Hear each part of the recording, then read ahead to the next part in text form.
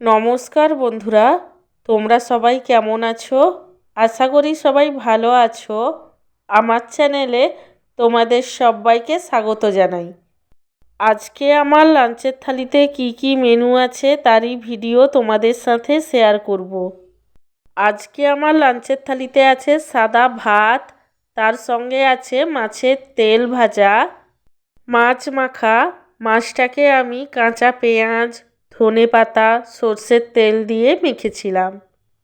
মাছ মাখার পরে আছে শিম, আলু, গাজর, মটরশুঁটি দিয়ে তৈরি একটি তরকারি। সব শেষে আছে রুই মাছের তেল ঝাল। আমার আজকের এই সিম্পল লাঞ্চ থালির ভিডিওটি তোমাদের কেমন লাগলো সেটা কমেন্ট করে জানিও। আর ভিডিওটিকে লাইক এবং চ্যানেলটিকে সাবস্ক্রাইব করতে একদমই ভুলো না।